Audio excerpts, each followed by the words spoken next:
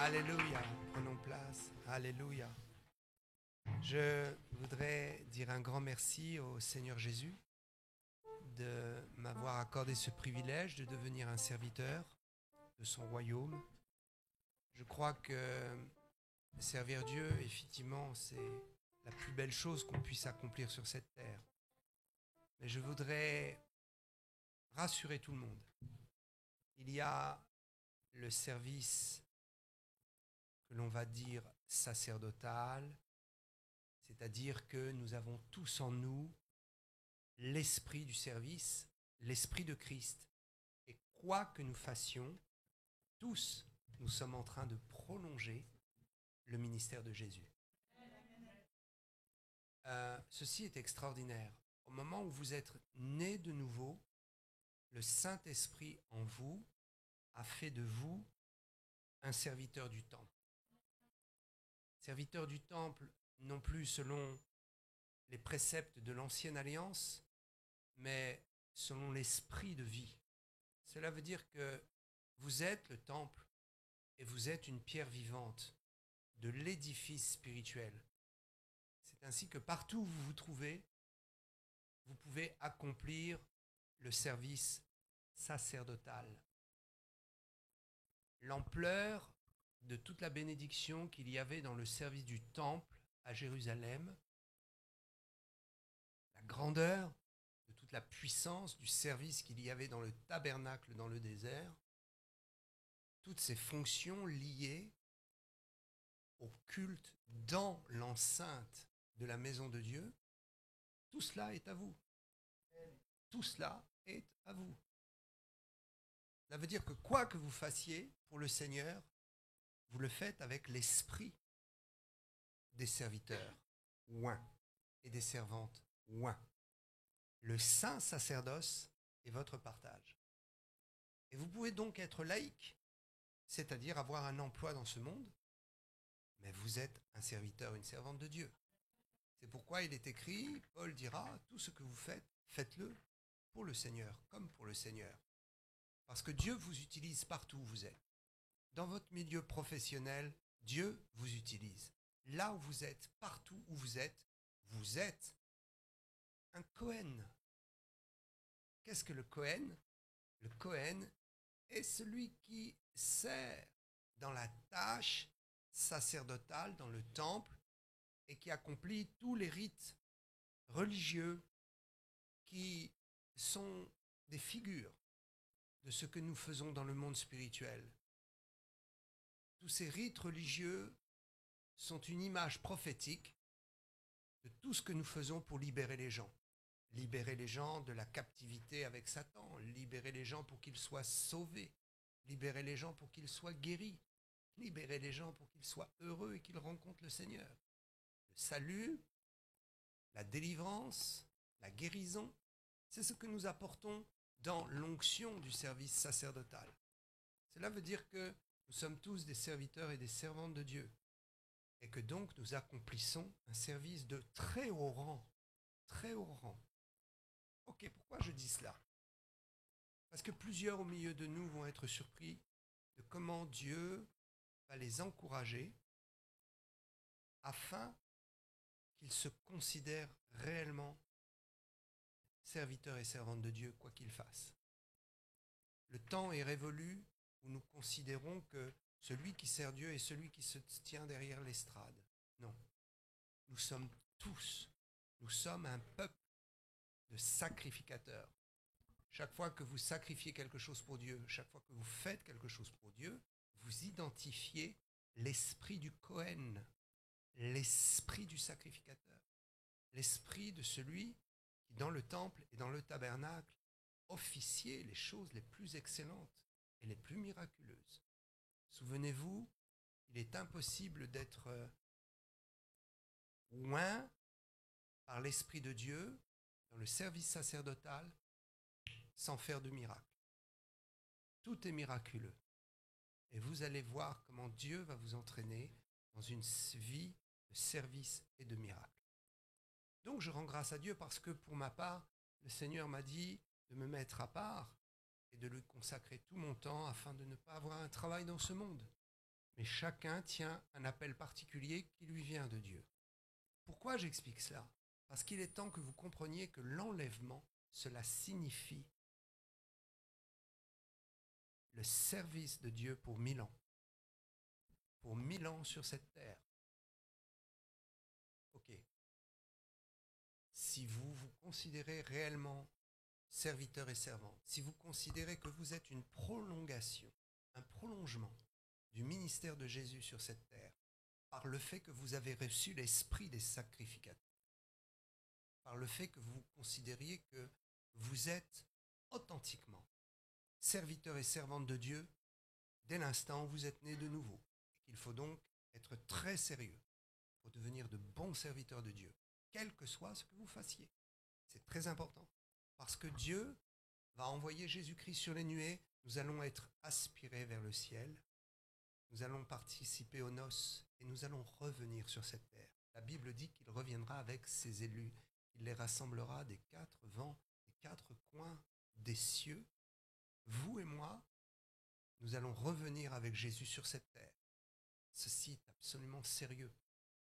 Ceux qui n'auront pas activé, écoutez bien, ceux qui n'auront pas activé l'esprit du sacerdoce, soit parce qu'ils n'y auront pas cru, soit parce que des responsables d'église les auront tenus liés dans cette impossibilité de toucher au sacerdoce. Peu importe, si vous quittez cette terre en tant que chrétien, sans avoir vécu et senti l'esprit du sacrificateur en vous, du serviteur et de la servante, vous risquez d'être privé de quelque chose pendant 1000 ans. Vous risquez d'être privé d'un large service sur cette terre. Pendant 1000 ans, Jésus va régner avec vous et moi. C'est cela qui est très important.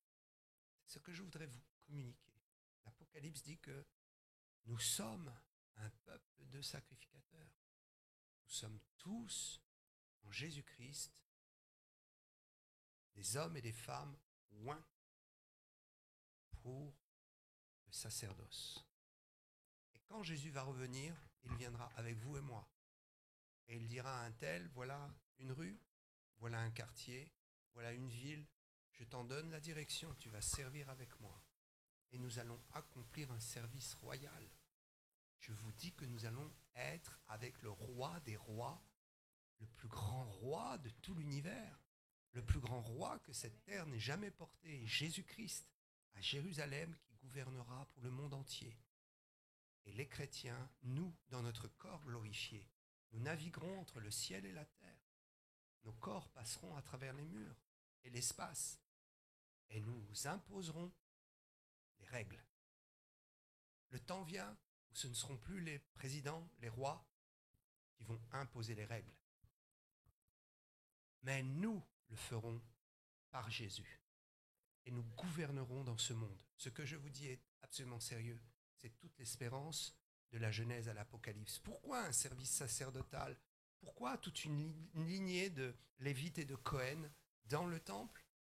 Pour nous rappeler que nous sommes appelés à le servir éternellement et qu'il y a une tranche, une part, un pan de notre existence éternelle qui va bénéficier d'un service pour 1000 ans sur cette terre. Nous irons et nous imposerons la loi de la sainteté. Nous rétablirons tout ce que les hommes ont renversé. Nous réparerons cette planète. Bon, je crois que les écologistes doivent se réjouir. Nous allons réparer cette planète. Les fleuves et les lacs, tout sera sanctifié, purifié par notre pouvoir. Nous descendrons au plus profond des lacs et nous nettoierons toutes les ordures que les hommes y ont mis. Nous régénérerons la nature par la puissance du nom de Jésus. Savez-vous que vous pouvez régénérer la nature par la puissance du nom de Jésus? Regardez les corps malades. Par le nom de Jésus, vous pouvez réparer un corps malade. En chassant le démon qui a tenu le corps dans la maladie et en ordonnant aux cellules de reprendre leurs fonctions vitales et de ne plus désobéir à Dieu. système de la création doit obéir à Dieu. Et si des cellules désobéissent dans mon corps, je leur ordonne d'obéir. Est-ce qu'une cellule peut penser ou peut parler? Non, absolument pas. Je parle d'un système physiologique qui répond à la puissance de la parole. Je ne vous parle pas de quelque chose qui pense, je vous parle de quelque chose qui réagit. La nature réagit à la puissance de nos paroles parce qu'elles sont portées par le nom de Jésus. Et si je dis à une cellule, au nom de Jésus, vis, elle vivra. Si je dis à une cellule, meurs, elle mourra. Et je dis ici, quiconque a des cellules dans son corps qui sont en irrégularité, le cancer, je dis au nom de Jésus, meurt. Cellules cancérigènes, meurt au nom de Jésus. Où est la caméra? Je sens la grâce et je sens l'onction. Vous qui m'écoutez, écoutez bien, même si c'est en différé, l'onction traverse les murs, l'onction traverse le temps, l'onction traverse les époques, l'onction traverse tout. Au moment où la parole sort de ma bouche, j'ordonne, si vous avez le cancer maintenant, soyez guéris. Je détruis. Et par le son de ma voix, j'ordonne à toute cellule désobéissante, meurtrière, atteinte par le cancer, dessèche-toi, esprit de cancer. Vous allez vivre. Vous allez vivre, vous n'allez pas mourir. Ok, je veux dire à ceux et celles qui commencent à avoir des symptômes avec ce virus, je dis une chose, il nous impose des gestes barrières. Mais je vais vous dire, ces gestes barrières sont infiniment petits comparés aux gestes que nous avons. J'ai un geste barrière. J'étends ma main. Et au nom de Jésus, par ce geste, je mets barrière entre vous et la maladie. J'interdis au coronavirus de venir dans votre corps, si vous le croyez. J'ai un geste barrière maintenant. La Bible dit, Moïse étendit la main et la mer Rouge s'ouvrit. Étends ta main. Et crois, car il est écrit dans Marc 16, ils imposeront les mains aux malades et les malades seront guéris. Au-delà du masque, au-delà de la distance, si tu as peur et si tu as contracté ce virus abominable, je t'envoie le geste barrière et je mets barrière entre toi et la mort. Tu vivras au nom de Jésus. Que s'arrêtent les symptômes et que s'arrête la peur. My God. Je sens l'Esprit de Dieu, je sens la grâce de Dieu. Le Saint-Esprit est ici avec vous, vous savez. Cette église ne restera pas telle qu'elle est. J'ai amené avec moi un prophète. Vous savez, il y a ce qu'on a reçu et ce qu'on n'a pas reçu. Le Saint-Esprit distribue les dons comme il veut. Je sais ce que Dieu m'a donné et j'exerce dans ce que Dieu m'a donné. Mais si je n'ai pas reçu une chose et que quelqu'un a reçu, je dis viens, exerce.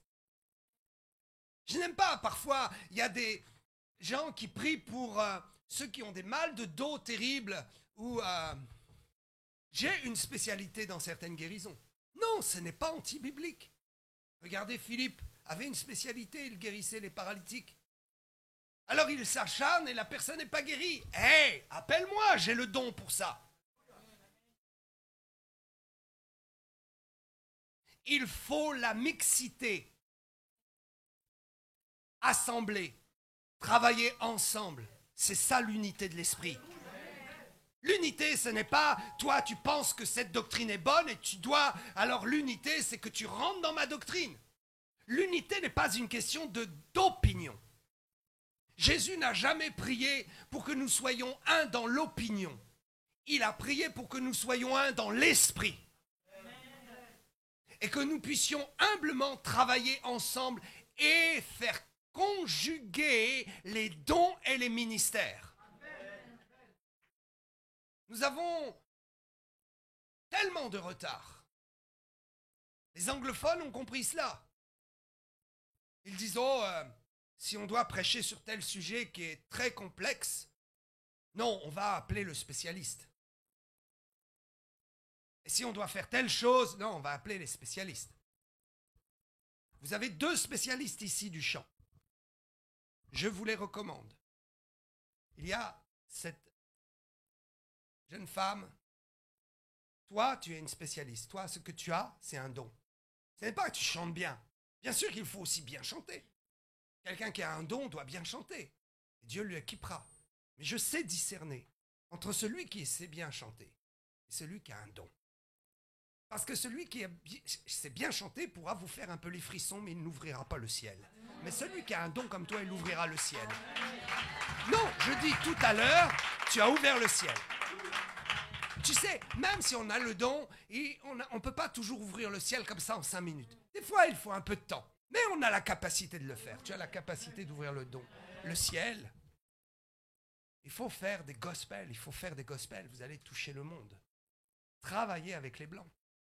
Non, je vous dis, ce n'est pas, justement, c'est de l'antiracisme. C'est de montrer à ce monde que l'on soit blanc, noir, jaune, métis, peu importe. L'Église est la seule entité dans ce monde qui peut parler d'unité raciale. Nous sommes les seuls qui pouvons bien en parler et qui pouvons le prouver sur le terrain. Parce que Jésus a renversé les barrières. Ce n'est pas nous qui renversons les barrières. Je suis incapable. Quand Dieu m'a appelé à prêcher en Afrique, j'ai dit comment je vais faire? Je ne connais pas cette culture, je ne connais pas ces gens. Et quand je me suis retrouvé tout seul au milieu de milliers d'Africains noirs, j'ai compris que Jésus l'avait fait pour moi. Il avait renversé les barrières. Et si ce peuple a pu m'accueillir, moi, visage pâle, c'est parce que Dieu avait renversé les barrières. Ne cherchons pas à le faire. Dieu l'a fait pour nous. Engageons-nous dans ce qu'il a fait. Et la deuxième personne, c'est Keren. Viens, Keren. Keren a reçu un don. Et parfois, quand elle chante, je peux vous dire que le Saint-Esprit descend. Pasteur, nous avons besoin des chantres pour ouvrir le ciel et l'atmosphère quand nous allons prêcher. Ceci, il ne faut jamais se priver de cela. Donc, il faut prier pour Keren. Il faut la soutenir. Prenez son téléphone, envoyez-lui des petits messages. Et si vous voulez organiser quelque chose, je vous recommande ma fille. Elle est très, très, très soumise. Elle fera exactement ce que le pasteur dit. Et elle viendra avec les recommandations de son père spirituel. Et ça fonctionnera. Alléluia. Je prierai pour vous toutes les deux tout à l'heure. Je veux que quelque chose fusionne dans l'onction qui est réciproque, que vous avez l'une et l'autre. Il faut cumuler les talents. On additionne et on met une pile et une pile et une pile. Et ça fait la force. Amen. Waouh, que Dieu soit loué. Oh, ça c'est mon introduction. Je ne savais pas, mais Dieu me pousse à cela. Et quand j'ai pris le micro, Dieu m'a dit, sacerdoce, c'est l'espérance de l'enlèvement. Imaginez, nous allons régner 1000 ans avec Jésus sur cette terre. Et c'est nous qui allons être les chefs. Moi, je veux prendre ce que Dieu me dit. Ce qu'il me donne, je veux le prendre. Et je suis fatigué de voir des incompétents diriger ce monde, diriger ma nation. Je sais que maintenant, l'heure va venir où Dieu va dire ça suffit. Il va faire asseoir ceux qui ne le connaissent pas. Et il va mettre debout et il va donner les clés à ceux qui sont ses enfants. Vous savez, nous avons la meilleure formation. Continuez comme cela. Dieu vous brise. Dieu vous humilie pour vous élever.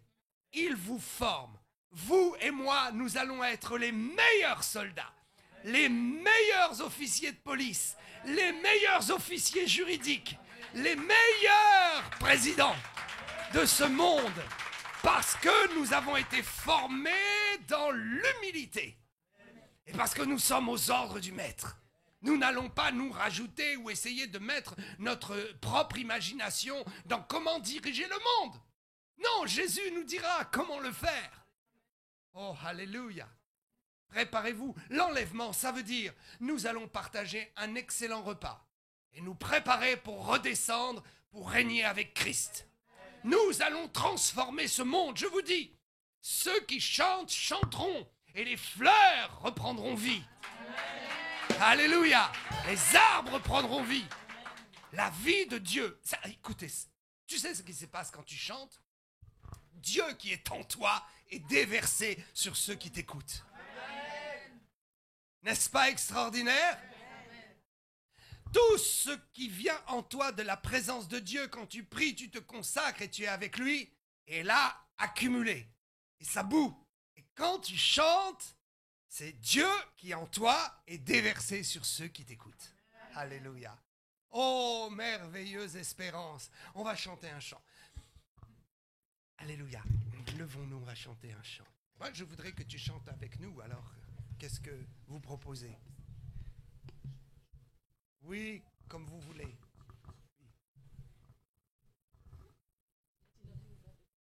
Nothing but the blood of Jesus. Mais c'est bon, tu vas te mettre au système anglophone comme ça. Amen. Moi, je te vois bien être une chanteuse reconnue dans le monde évangélique. J'ai la foi qui bout en moi pour toi. Pour que tu fasses une percée, qu'on t'invite à droite, à gauche et qu'on dise « Waouh, ça c'est une chante ». Le ministère de chantre, non pas dans l'église, bien sûr dans l'église, mais à l'extérieur. Ça s'appelle l'onction Mimshak. Je prie pour que l'onction Mimshak te pousse à l'extérieur des murs. Alléluia. Moi je crois que les païens viendront pour écouter les vedettes chrétiennes. Oh, le pasteur a dit vedette. Non, je parle d'un vedettariat pour Jésus. Amen. Parce que eux verront comme une vedette, mais nous savons que la vedette c'est Jésus, n'est-ce pas? Nothing but the blood of Jesus.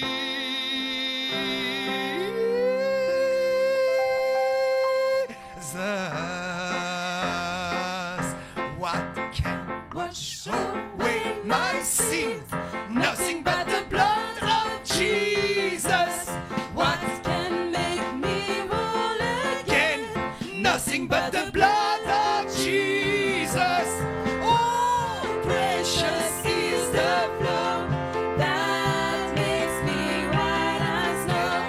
No other fun I know. Nothing but the blood of Jesus. What can wash away my sins? Nothing but the blood of Jesus. What can make me whole again? Nothing but the blood of Jesus. Oh, precious is the soul that makes me white as snow. No other fun I know. Nothing but the blood of Jesus. What can wash away my sin? Nothing but the blood of Jesus. What can make me whole again? Nothing but the blood of Jesus. Oh, precious is the flow that makes me white as snow. No other find I know. Nothing but the blood of Jesus.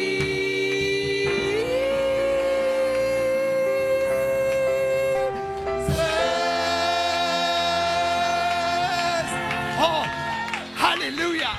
Il n'y a rien qui puisse laver le cœur et la conscience d'un homme, d'une femme, rien d'autre que le sang de Jésus. Savez-vous que le sang de Jésus plaide encore 2000 ans après? Le sang de Jésus plaide pour nous devant le Père. Le Père. Alléluia. Dieu notre Père voit le sang et il voit notre libération. Quand je vois le sang, je vois ma libération. Quand je vois le sang, je vois Jésus agoniser sur la croix qui paye ma dette.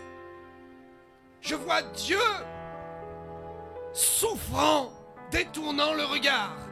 Quand je vois le sang sur la croix, je vois Dieu le Père en souffrance, détournant son visage parce que son agneau est en train de mourir. Son agneau est en train d'être frappé. Un agneau innocent. Un agneau sans tache. Lui, il a porté notre douleur. Il a porté notre condamnation. Lui, innocent. L'amour parfait révélé au milieu des hommes. L'amour est monté sur la croix. Et l'amour s'est manifesté par la mort du Fils de Dieu pour nous. Nul n'entrera au ciel que par Jésus. Mes frères et sœurs, mes amis, vous qui ne connaissez pas Jésus, donnez votre cœur. Repentez-vous de vos péchés.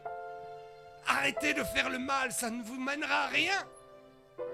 Et sachez que quand vous mourrez, si Jésus est dans votre cœur, les anges viendront. Et ils vous porteront, ils vous montreront le chemin. Vous ne pourrez pas vous égarer. Vous ne pourrez pas partir dans les ténèbres. Vous ne pourrez pas vous égarer. Les anges vous diront, hé, c'est par là. Le chemin sera tracé. Et au bout du chemin, Jésus, la lumière des hommes, vous accueillera. Et vous serez pour toujours avec lui. Il vous prendra dans ses bras d'amour. Et il vous dira, c'est fini de souffrir. Il essuiera les larmes de vos yeux. Et il dira, c'est fini. Mon enfant, j'essuie la dernière larme. Et désormais, ce ne seront que des moments de joie, d'allégresse pour toujours. Oui, c'est possible. Oui, ça va arriver. Oui, Jésus va venir nous chercher.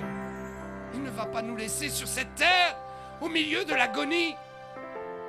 Mais il viendra nous chercher au moment où le ciel sera fracassé, au moment où le monde va basculer dans une folie meurtrière, au moment où ils appuieront sur des boutons pour envoyer les bombes. Jésus dira, je ne te laisserai pas au milieu de ce chaos. Et il viendra nous chercher. Rien d'autre que le sang de Jésus peut laver ta conscience. Il est temps de laver ton cœur, même si tu es chrétien. Profite aujourd'hui. Lave ton cœur. Lave ton cœur par le sang glorieux. What can watch away my sin? Nothing but the blood of Jesus.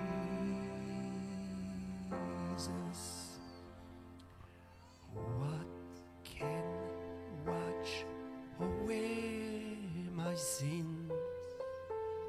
Nothing but the blood of Jesus. Alléluia. La présence de Dieu est ici. La merveilleuse présence de Dieu est ici. Fermons les yeux, levons les mains vers lui et adorons-le. Alléluia.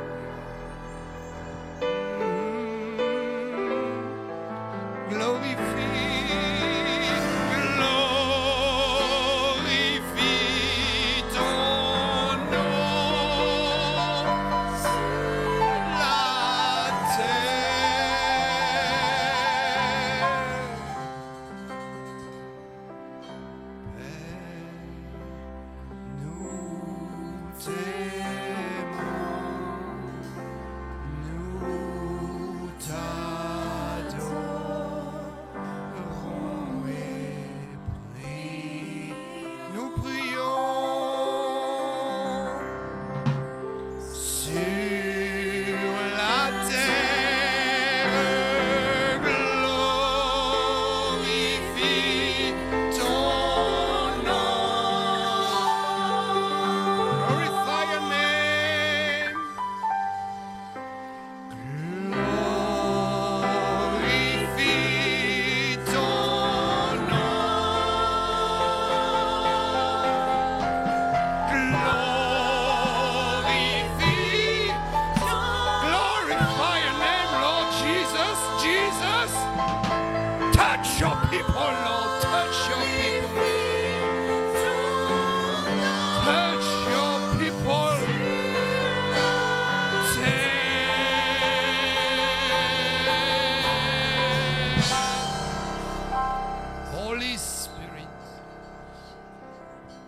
touch your people. Be blessed in the name of Jesus. Receive the Holy Spirit.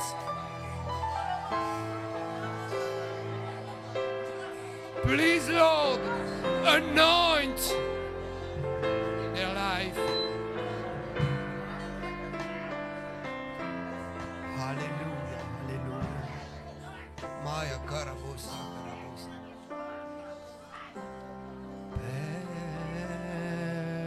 nous t'aimons, nous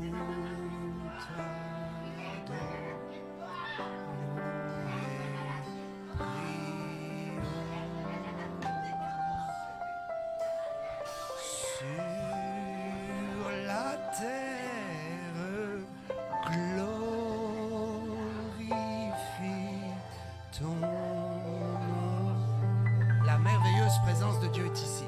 Il y a une jeune dame en noir ici.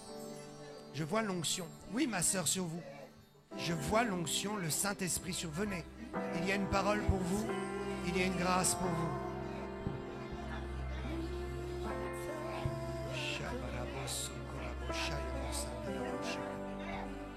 Viens, prophète. Le prophète va prophétiser pour toi dans un instant. Je vois la grâce. Je vois le Saint-Esprit. Je vois un très très fort encouragement de la part de Dieu. Ouh, ouh, ouh, ouh.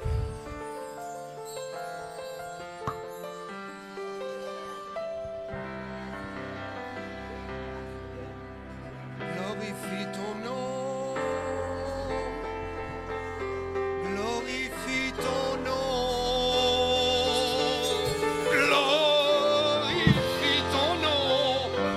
Touch!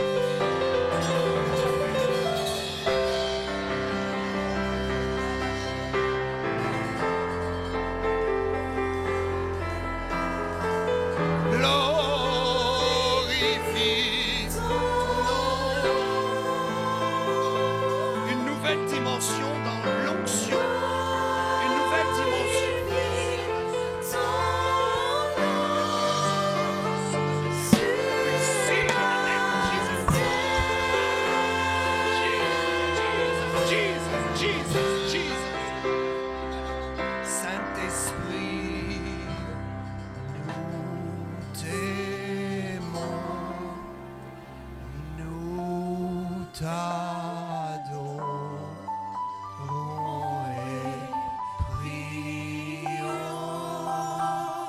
Sur la terre, sur la terre, glorifie ton nom.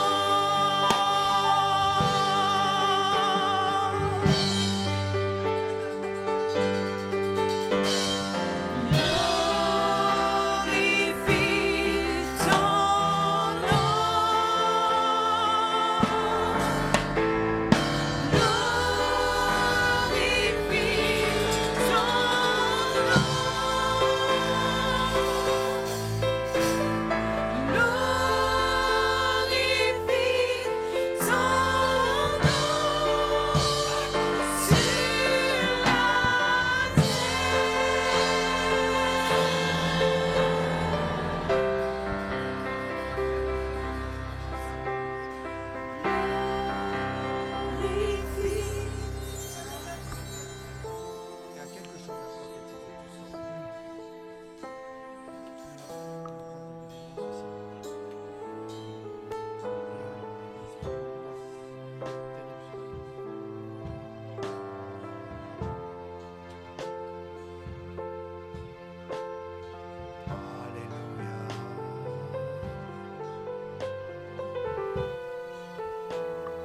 La merveilleuse présence de Dieu est ici.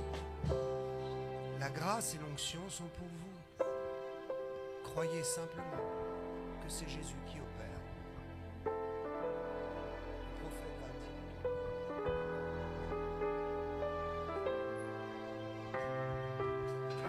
Glorifie ton nom. Glorifie ton nom.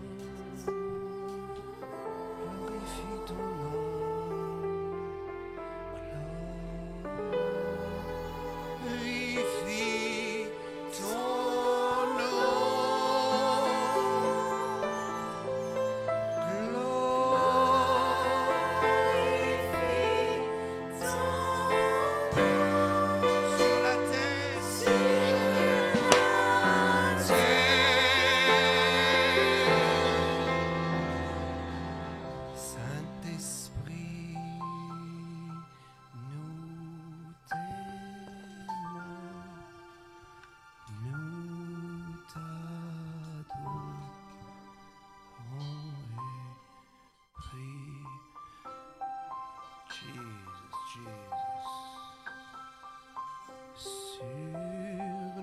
cœur glorifie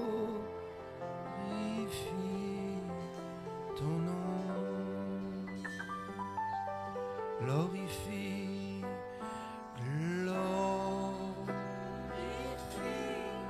ton nom. Alléluia.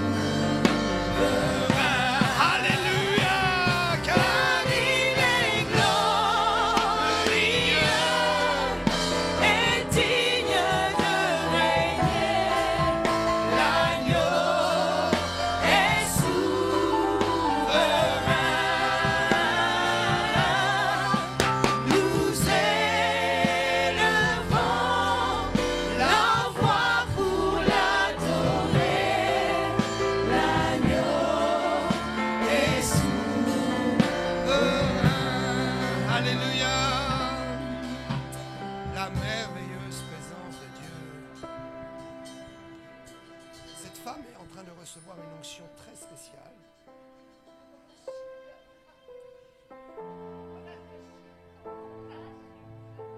Ce que Dieu me dit, c'est qu'elle va communiquer l'onction. Est-ce qu'elle est de l'église ici? Oui,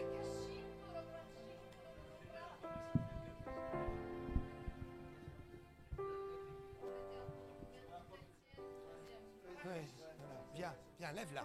Écoute, Dieu dit que tu as perdu suffisamment de temps et il veut que tu communiques l'onction. Il veut que tu communiques l'onction en priant pour les gens et en priant pour les malades. Le temps est venu où les femmes doivent révéler leur potentiel en Christ. Alléluia. Il va te dire quelques mots de prophétie. Nous avons un prophète ici avec nous, vous savez. Alléluia. N'est-ce pas merveilleux de servir le Seigneur? N'est-ce pas merveilleux de travailler dans sa grâce et son onction? Ok. Es-tu prêt à la suivre quand Dieu va l'embarquer comme ça, comme un souffle? Tu es prête à travailler, à l'emmener avec toi? Tu es prête à ce qu'elle te suive si le vent te souffle comme ça? Hein? Ce sera une des premières. Elle va être très fidèle. Et je crois que un vent va souffler comme ça, il va te porter et tu vas être même toi surprise des portes qui vont s'ouvrir. Écoute, tu sais, il faut aussi travailler avec sagesse. Tu n'as pas de Facebook, de YouTube. C'est ça. Il faut que tu ouvres un YouTube. Il faut l'aider et lui dire comment faire. Il faut que tu ouvres un YouTube et que tu commences à faire des chants sur YouTube. Les chrétiens ont besoin de la louange plus que jamais. Les gens ont peur, les gens souffrent. Ils ont besoin de la louange pour les libérer. Il faut que tu commences quelque chose avec ça. Ne reste pas simplement enfermé. Tu as un potentiel énorme. Dieu m'a montré tellement comme tout un terrain ouvert vraiment devant toi. Il faut que tu rentres là. Ça ne veut pas dire que ton pasteur va te perdre. Où est le pasteur? Non, au contraire. Ça veut dire que tu auras la capacité même d'amener des gens dans l'église. Alléluia. Il faut être derrière elle. Il faut y aller. Amen. Oh, que Dieu soit loué, que Dieu soit loué. Asseyons-nous. Merci. Oh. Je voudrais remercier le Seigneur Jésus, je l'ai fait. Je voudrais maintenant remercier le pasteur de notre église qui...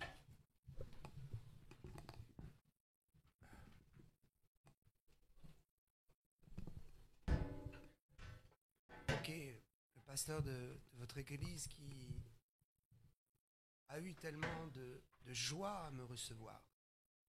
Cela démontre l'amour fraternel. Cela démontre aussi qu'il est à l'écoute du Saint-Esprit. Nous nous connaissons depuis un moment.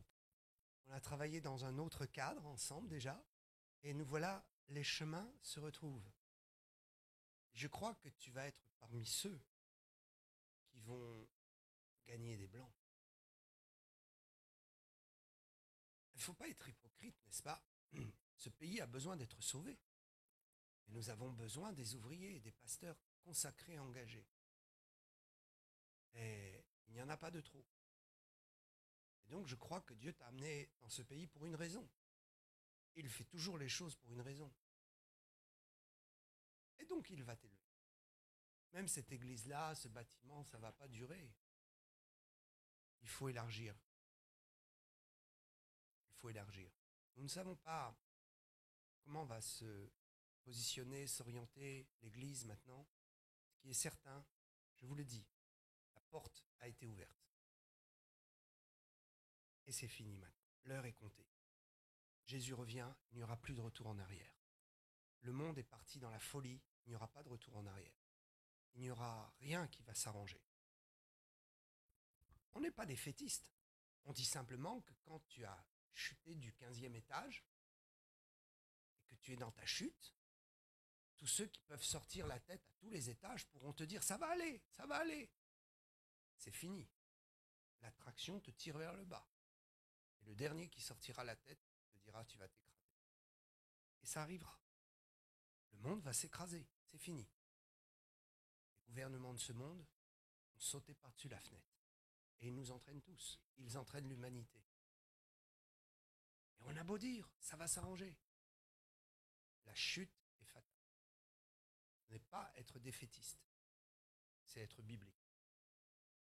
Donc nous invitons tous les hommes à se réconcilier avec Dieu.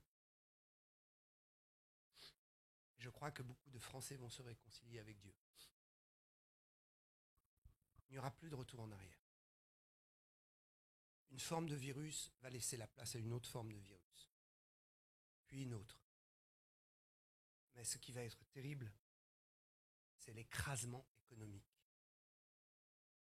qui va faire énormément de dégâts. Nous ne sommes pas là pour parler à ce sujet. Nous voulons parler de Jésus qui revient et savoir comment ça peut se passer. Très simple. À partir du mois de décembre de cette année, Jésus pourra venir à tout moment. Tout sera accompli. Tout sera accompli. Ok. Vous savez, dans la prophétie, il faut aller aussi étape par étape. On peut avoir reçu des choses de Dieu et ne pas devoir les révéler maintenant. Il y a des choses, si nous pouvions mettre ça sur la place publique, ça perturberait beaucoup l'Église. Et ça risquerait de faire plus de dégâts. Donc, allons au rythme de Dieu dans la révélation. Et sachez que s'il n'y a pas de révélation publique, ce n'est pas que Dieu ne parle pas, car Dieu parle à ses serviteurs. Mais ce que tout ne peut pas être dit pour l'instant. Et nous disons ce qui est suffisant. Et je vous dis que Jésus est vraiment proche de revenir. Et que les choses ne vont pas s'arranger. Mais qu'il y a une grande gloire qui se prépare pour l'Église. Cette grande gloire, ce sera des centaines de milliers de gens qui vont se donner à Jésus. Ce sera une ouverture spirituelle comme nous n'avons jamais vu dans le domaine du surnaturel. Et ce sera un déversement financier énorme entre les mains de ceux qui vont se lever pour servir Dieu. Entre les mains de ceux qui vont se servir Dieu. Nous n'avons encore rien vu. Cela se prépare. Ok. J'ai donné l'honneur à Jésus, je donne l'honneur à votre pasteur qui m'invite. Je me sens tellement bien que je dis ok, on va faire d'autres choses. Amen. Et il faut qu'on se prépare. On va beaucoup travailler. Et je veux aussi rendre l'honneur à toute l'équipe qui m'a accompagné, donc les chantres que j'ai présentés ce matin. Emeric, le prophète, que vous pouvez suivre sur sa chaîne YouTube, vous pouvez l'encourager. Donc, la voix prophétique. Emeric Sroka. Et je voudrais aussi rendre l'honneur et remercier particulièrement quelqu'un que je n'ai pas remercié ce matin. Il n'y a pas d'erreur avec le Saint-Esprit. Quelqu'un qui est très précieux pour mon ministère et qui a eu la grâce de travailler avec un des plus grands de l'Évangile sur cette terre. Ok. C'est fort dommage que nous ayons rejeté les grands ministères comme le pasteur Benny Hinn. Vous savez, ce n'est pas lui qui a été endommagé dans l'histoire. C'est nos églises qui ont été endommagées. La perte, ce n'est pas pour lui, c'est pour nous. Nous avons perdu beaucoup. Nous avons rejeté Tibi Joshua. Oh, j'espère que beaucoup ne l'ont pas rejeté, mais je parle d'une façon globale. Tibi Joshua n'a rien perdu dans notre rejet, si ce n'est son cœur qui saigne pour la France. Mais c'est nous qui avons beaucoup perdu. Pasteur Chris Oyakilome, qui a beaucoup d'amour pour la France, qui prie pour nous. Je n'ai pas vu, je vous le dis, j'ai parcouru tellement de pays, je suis allé à droite, à gauche. Toutes ces années de ministère, j'ai eu la grâce de rencontrer beaucoup de très grands hommes de Dieu. Mais il Il y en a un qui m'a impressionné particulièrement dans cette capacité d'amour. C'est le pasteur Chris Oyakhilome. Pasteur Chris Oyakhilome, nigérien qui travaille beaucoup en Afrique du Sud, à Johannesburg. Un homme extraordinaire qui a été rejeté par nos milieux évangéliques français. Il n'a rien perdu, c'est nous qui avons perdu. Il est temps de vivre la vie de l'esprit et de ne plus traiter de sorciers des hommes qui gagnent des centaines de milliers d'hommes et de femmes pour le royaume de Dieu chaque année, pour ne pas dire chaque mois. Donc il y a ma fille ici, Marie-Hélène. Veux-tu, je sais que tu n'aimes pas ça, mais elle n'aime pas qu'on la mette sous les projecteurs. Elle aime bien rester dans l'ombre. Bien. Elle aime rester derrière, elle a beaucoup travaillé dans l'ombre pour mon ministère, et beaucoup travaillé aussi dans l'ombre pendant un temps pour le ministère du pasteur Bénigne. Je n'ai pas trouvé de père spirituel jusqu'au jour où j'ai rencontré le pasteur Bénigne et j'ai vu à travers lui un mentor, réellement quelqu'un qui a changé ma vie spirituelle. Il n'a pas changé ma vie de chrétien. Il a changé ma vie spirituelle et ma compréhension du Saint-Esprit et de l'onction. Et je rends grâce à Dieu parce que ma fille a travaillé avec lui et elle a aussi véhiculé beaucoup de grâce et d'onction dans mon ministère. Elle sert le Seigneur avec moi plein temps et je voudrais que tu dises quelques mots. Je suis très fier que tu sois là avec moi ce matin.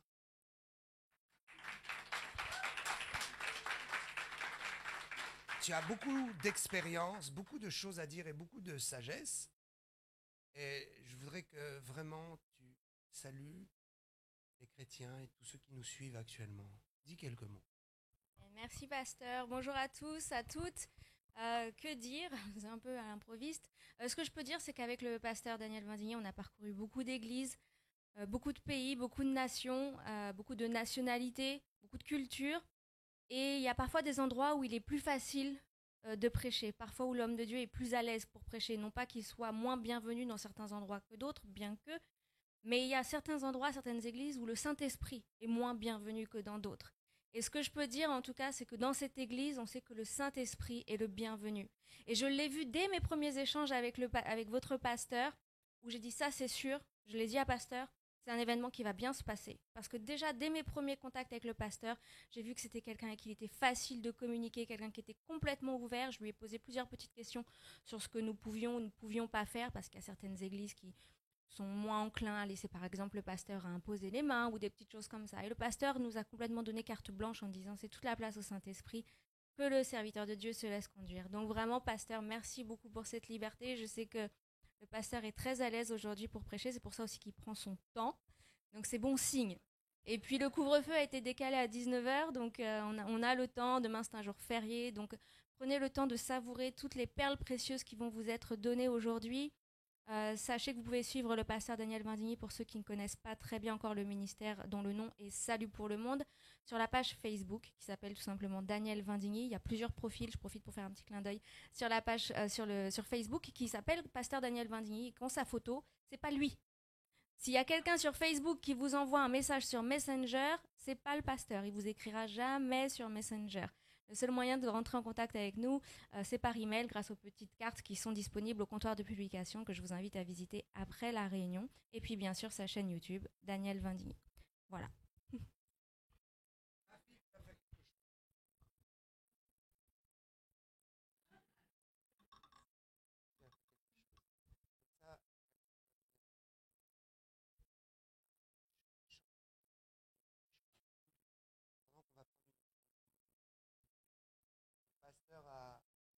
Ça fait partie des choses qu'il a aussi donné son feu vert pour faire. Bon, vous savez, moi, je suis très discipliné. Si le pasteur me dit ne fais pas, je ne fais pas. Donc, il y a des endroits où je vais, je prêche uniquement et je m'assois. On me dit que je peux faire plus, je fais plus. Donc je suis très libre et je remercie notre pasteur. Nous avons besoin de finances. Vous savez que l'or et l'argent va finir et que le système financier va s'écrouler. On va prendre l'argent des contribuables.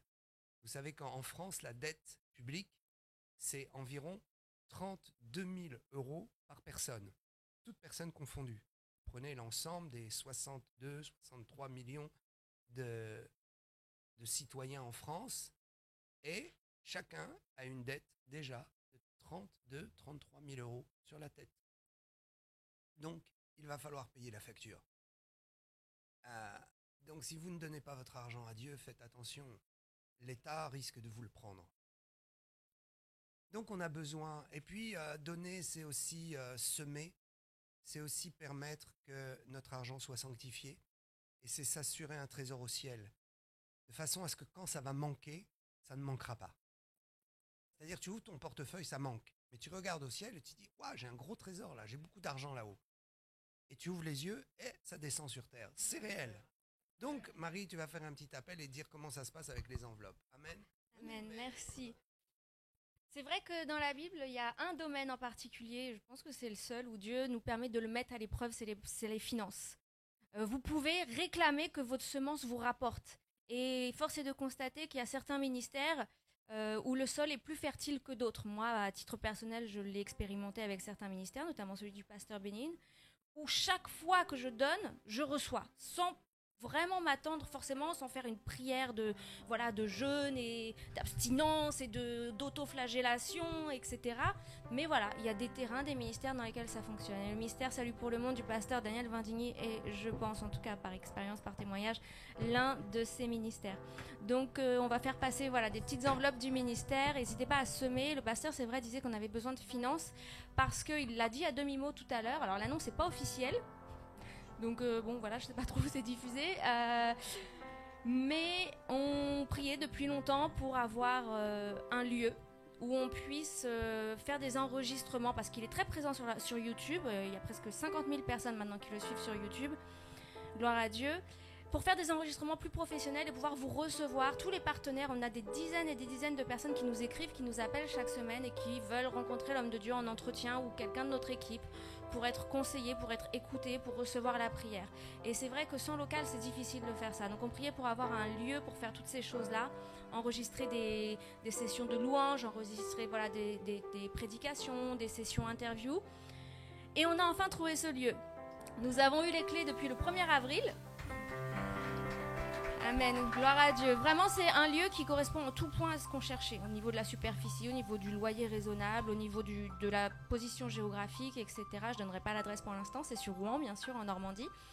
On a un mois pour faire vraiment un bel embellissement parce que les locaux sont propres, mais ont besoin d'être un peu rafraîchis et ça demande plus d'argent que ce qu'on avait anticipé. On veut vraiment, on voit qu'ici, d'ailleurs, félicitations, je vois que vous êtes super bien équipés au niveau technique. Franchement, bravo. Ce mur noir, je retiens l'idée, on va faire pareil. Donc la peinture, la moquette, etc. pour pouvoir vous recevoir dans de bonnes conditions. Des missions comme celle-ci aussi, c'est un petit investissement pour nous. Il y a les frais kilométriques, l'hôtel, on a dormi à l'hôtel cette nuit, toute l'équipe, etc., etc. Je pense que tout le monde ici sont des gens plutôt intelligents. J'ai pas besoin de faire un dessin. Semez selon ce que le Saint-Esprit vous met à cœur. Sachez que chaque centime, chaque offrande est vraiment utilisée pour l'avancement du royaume de Dieu. C'est de l'argent qui concrètement est utilisé pour sauver des âmes. Croyez-moi, j'ai l'œil dessus et le bon, et je veille vraiment au grain et je veille à ce qu'il n'y ait aucune dérive et que l'argent soit vraiment scrupuleusement utilisé, ce pourquoi les gens ont semé en fait. Donc donnez en toute tranquillité. Si vous avez des questions, je me tiens à votre disposition à la fin. Vous pouvez également m'écrire à salutpourlemonde@yahoo.com et c'est avec joie que je vous répondrai. Si vous n'avez pas de quoi semer aujourd'hui, vous pouvez le faire en ligne en visitant notre site internet danielvindigny.com, onglet dons, et vous pourrez semer par chèque, par carte bleue ou par virement bancaire, en gardant à l'esprit que ce que vous faites, c'est un plus. La dîme revient à votre église qui vous nourrit, qui vous accompagne chaque semaine, semaine après semaine après semaine. Le ministère, c'est un plus, c'est une offrande au Seigneur, et si vous considérez que le pasteur, peut-être pour certains, vous nourrit aussi régulièrement, eh bien, faites selon votre cœur. Voilà, que Dieu vous bénisse et merci beaucoup.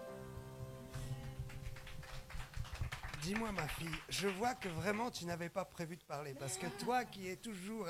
c'est quoi ça? J'avais prévu de filmer seulement, et par expérience, je sais que de rester debout 5-6 heures avec les talons, c'est pas confortable. Bon, t'as des belles baskets, hein? Super, hein? On est à l'aise dans la maison de Dieu. Pasteur, nous allons faire des émissions ensemble dans mon studio. Je vais t'inviter. Amen. Il faut qu'on te connaisse un peu plus. Il faut qu'on arrose, qu'on dise « Ah, mais c'est qui ce pasteur ?» qu'on s'intéresse à toi. Et qu'on bombarde avec l'adresse ici pour que les gens viennent. Amen. Nous avons des églises partenaires comme ça. On a plein de gens qui nous demandent à rejoindre des églises. Donc en fonction des secteurs géographiques, on les envoie avec les pasteurs avec qui on collabore. Donc tu viendras, votre pasteur viendra, c'est extraordinaire. Alors on va prendre juste 2 minutes, voilà. Amen, on va chanter un chant. Qu'est-ce que vous nous proposez? Rapide et gai. Rejoice, rejoice. Comme ça, vous pouvez préparer votre offrande. Je ne sais pas s'il y a un panier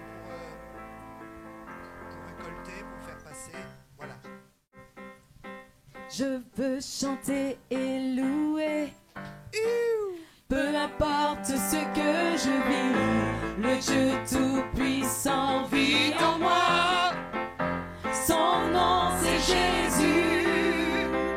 Je suis né de Dieu. Alléluia. Je suis victorieux. Je suis né pour influencer le Saint-Esprit, rempli du Saint-Esprit.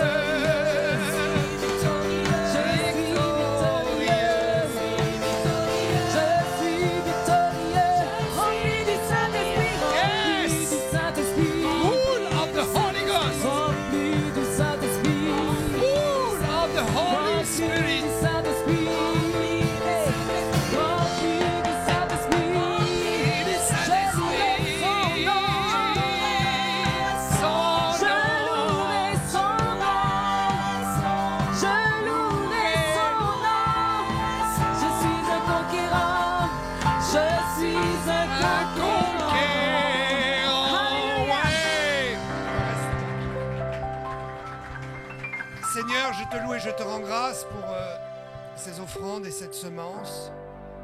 Je trempe cette semence dans le sang précieux de la nouvelle alliance. Et je prie, Père, que tous reçoivent une bénédiction plénière.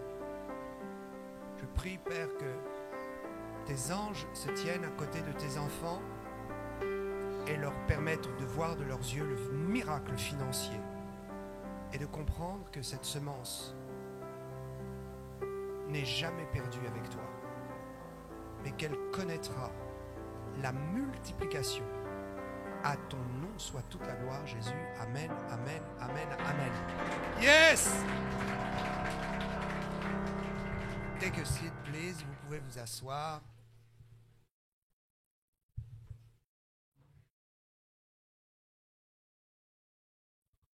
Lorsque nous parlons des événements de la fin, il y a 2 choses qu'il faut comprendre. il y a la fin du système des hommes et il y a la fin du monde.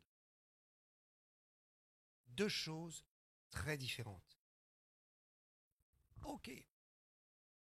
Le monde doit savoir que nous ne prêchons pas la fin du monde.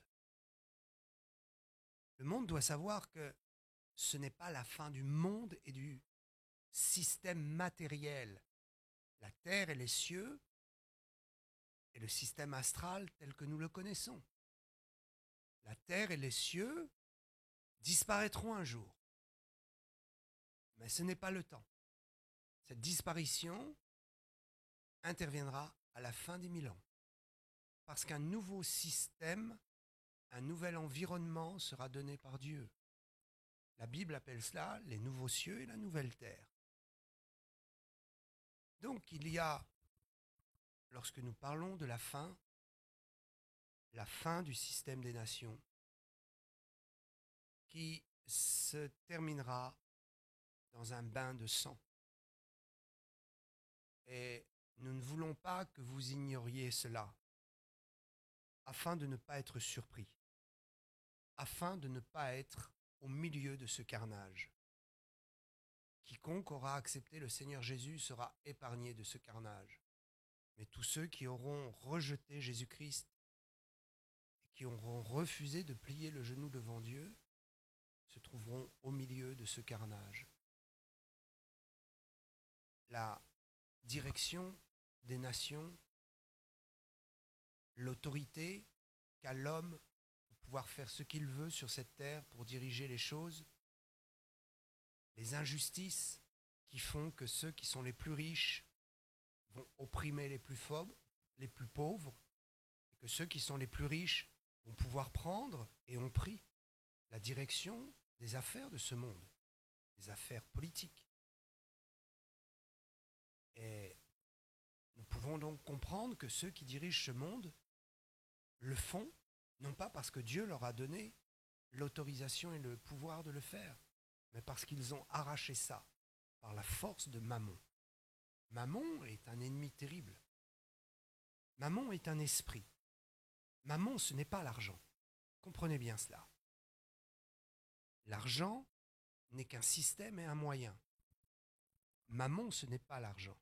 Mammon, c'est un esprit qui contrôle l'argent. Autrement dit, vous pouvez être riche pour Dieu et ne pas être sous l'influence de Mammon. Certains ont pensé qu'il fallait être pauvre pour être sûr de ne pas être sur l'influence de Mammon. Mais Mammon est un esprit. Mammon n'est pas l'identification à la possession des choses de ce monde. C'est l'esprit qui est derrière. Souvent, on nous dit « Oh, mais il est écrit, il est plus facile à un chameau de passer par le chat d'une aiguille. » Vous savez, ces espaces très minces dans les montagnes, des passages. Parfois, les marchands utilisent un passage étroit pour gagner du temps et contourner la montagne. Alors, ils viennent avec leur chargement et leur chameau, mais le chameau, l'homme peut passer, il peut passer un peu le chargement, mais le chameau, il est trop gros, il ne peut pas passer. Donc, c'est cette image. Et c'est impossible. C'est trop compliqué pour un riche de rentrer dans le royaume de Dieu avec cette image. Et puis, il est écrit quand même, tout est possible à Dieu. Donc, nous devons savoir que Dieu fait rentrer des riches dans son royaume. Mais nous devons savoir que le problème, c'est quelqu'un qui est riche et amoureux de l'argent aura du mal à rentrer dans le royaume. Mais pour celui qui est dans le royaume, aucun problème. Celui qui est concerné, c'est celui qui est à l'extérieur du royaume, mais pas celui qui est à l'intérieur. Il est difficile à un riche d'entrer, mais il n'est pas dit qu'il est difficile à quelqu'un qui est rentré d'être riche. Donc si vous êtes rentré dans le royaume de Dieu, soyez riche pour Dieu, et laissez-vous bénir, et croyez dans la prospérité. Mais sachez qu'il faudra lutter contre l'amour de l'argent. Et il faudra lutter contre le fait que Satan, Mammon, pourra essayer d'incliner votre cœur afin que vous utilisiez votre argent pour le péché. Utilisez votre argent pour Dieu. Sanctifiez-le et Dieu vous en donnera encore plus. Donc nous comprenons que le gouvernement de ce monde va cesser parce que le gouvernement a pris les rênes par la puissance de Mammon. Je vais vous expliquer. Dans le règne satanique, tout est organisé. C'est une imitation de l'organisation et de la sagesse de Dieu. C'est ainsi que Satan a à son service différents princes de ténèbres, des anges qui l'ont suivi dans sa chute. Et il y en a un particulier, c'est Mammon qui gère ses finances. Il y a un autre, c'est Bélial. Il y a aussi Moloch qui tue les ministères. Mais parlons de Mammon. Mammon est un esprit, un prince des airs. Mammon est au service de Satan. Et donc, il est très proche de Satan, très proche de lui, et il est totalement dans sa stratégie. Satan ne dévoile pas toute sa stratégie à tous ses démons. Il ne dévoile même pas toute sa stratégie aux hommes qui le servent. Vous savez qu'il y a des chefs de gouvernement qui servent Satan. Ils ont les beaux costumes, ils ont le beau langage, très athée, on va dire en dehors de toute religion. Séparation de l'État et de la religion. Et puis, il faut que ce soit très propre, très laïque. Donc, ils ont ce discours. Ce que vous ne savez pas, c'est qu'ils sont plus religieux que vous et moi. Et ils vont adorer Satan, qu'ils désignent aujourd'hui comme étant la bête. La bête est un des personnages très importants dans l'Apocalypse. Quand je dis très important, c'est à travers la bête que nous comprenons comment les choses vont se passer. Donc, il y a des chefs de gouvernement dans ce monde qui, dans le secret, adorent la bête. Et ils vont même rendre des comptes à la bête. Ce qu'ils doivent décider publiquement, ils l'ont entendu de la bête dans les ténèbres. Ce que je vous dis est très sérieux. Ok. Donc, Satan ne révèle pas tout. Il y a des chefs d'État par la religion luciférienne. Ils reçoivent la manière de diriger leur pays.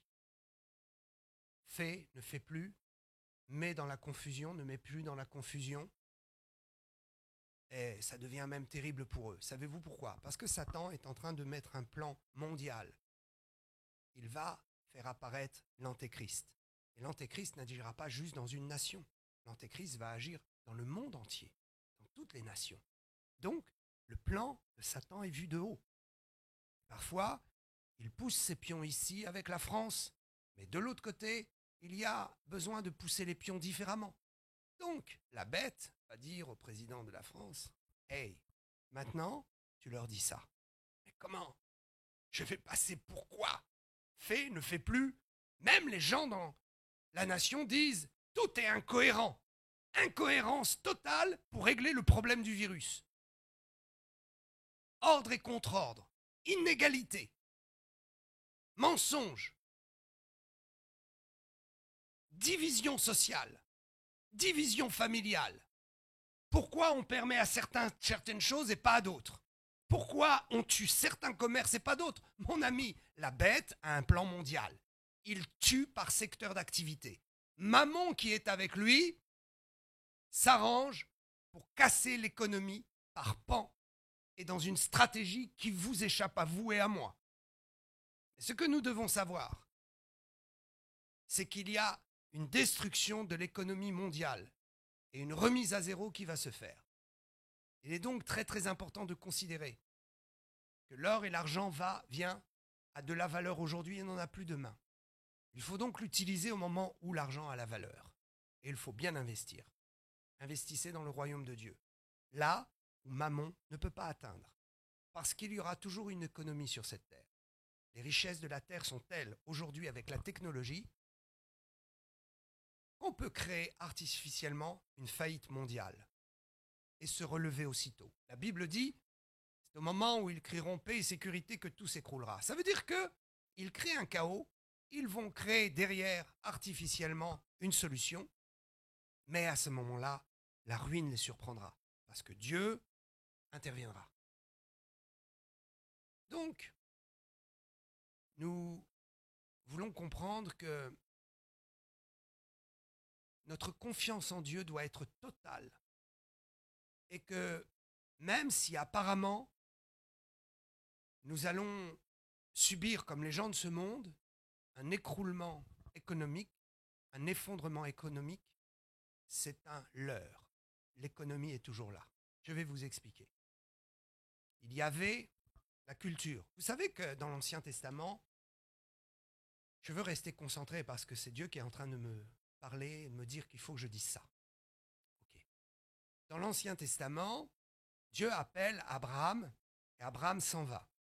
Il est errant. Il n'est pas sédentaire.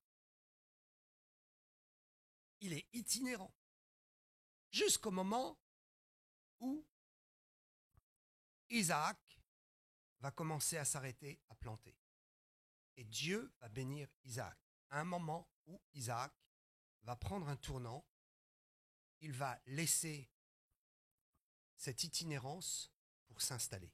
Ce n'est plus maintenant vivre des troupeaux, ce n'est plus vivre d'un endroit à l'autre, c'est s'installer sur une terre et faire en sorte que cette terre produise et nous permette de nous asseoir. Donc Isaac va asseoir le plan de Dieu qui était prophétisé.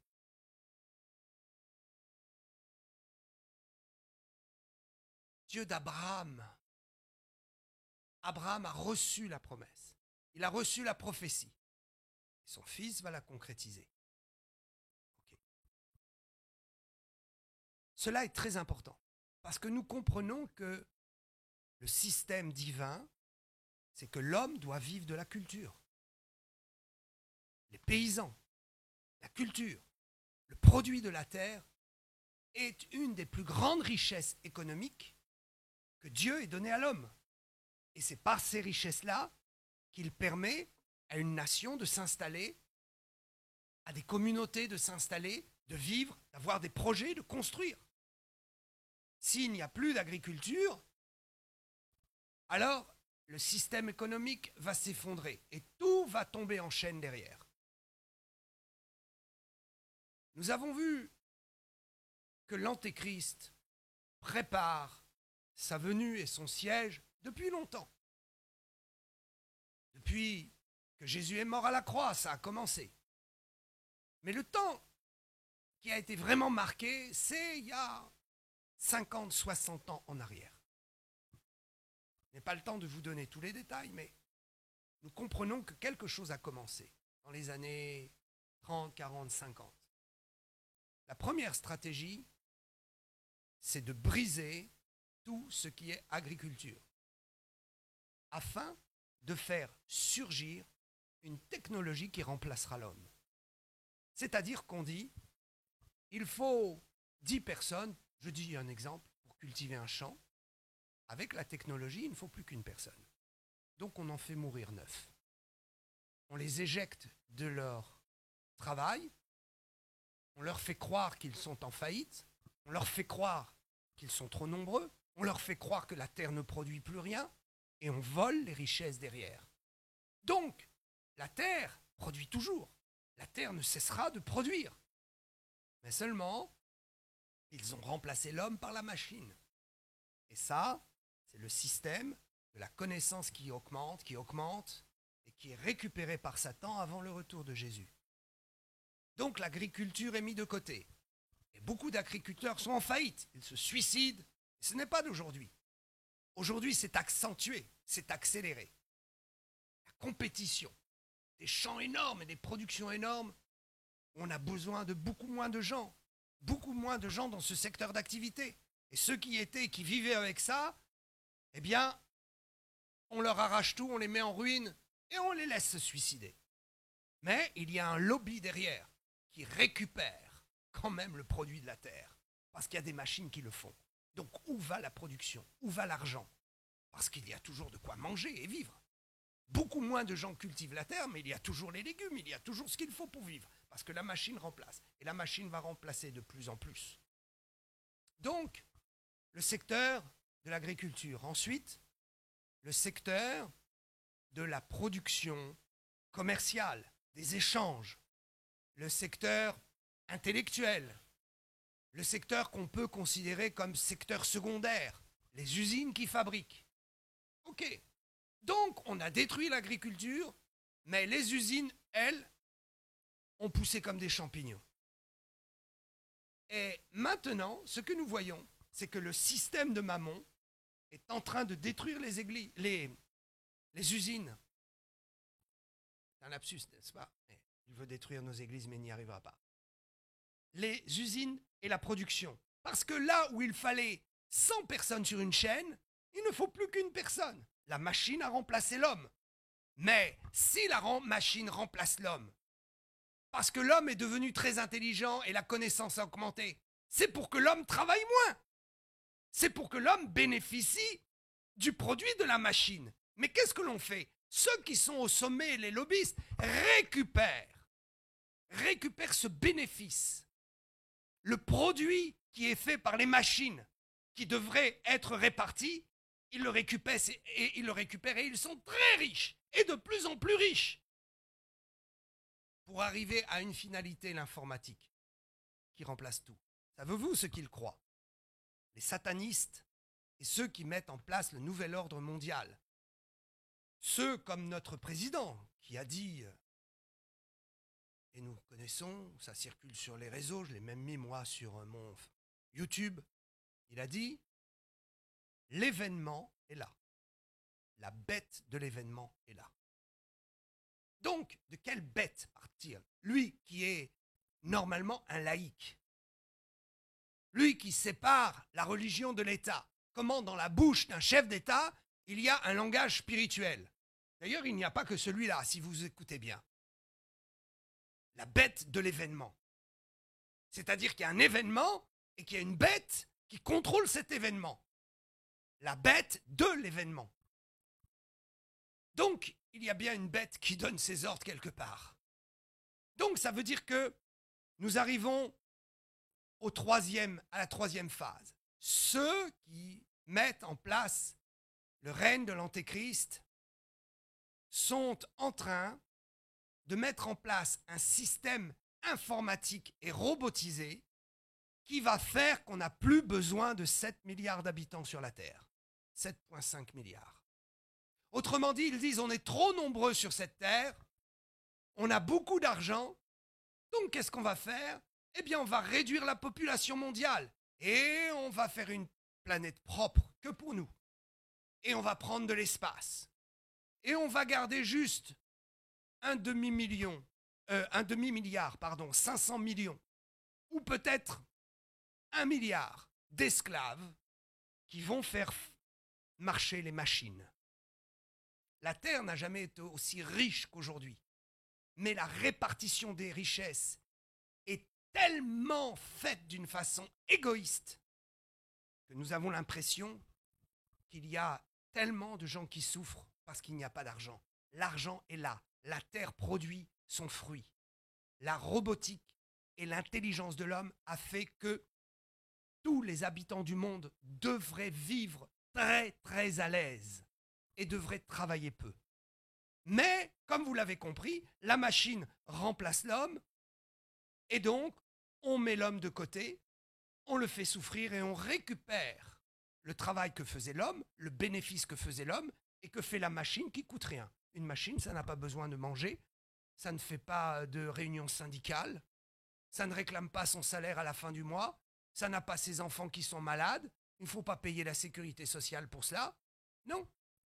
Ce que je vous dis est très sérieux. Ils veulent réduire la population mondiale et ils veulent garder juste une partie qui sera esclave de ceux qui profitent de tout. Une élite, un esclave. Le système de l'esclavage n'est pas d'aujourd'hui. Pourquoi on nous traite de complotistes lorsqu'on parle de système d'esclavage? Mais écoutez, ce n'est pas d'aujourd'hui. Regardez les pharaons, regardez l'histoire du monde, regardez l'histoire des populations, regardez même l'histoire des Blancs. Quelle honte! Quelle abomination! On est des complotistes, nous? Les Blancs n'ont pas fait des esclaves avec les Noirs?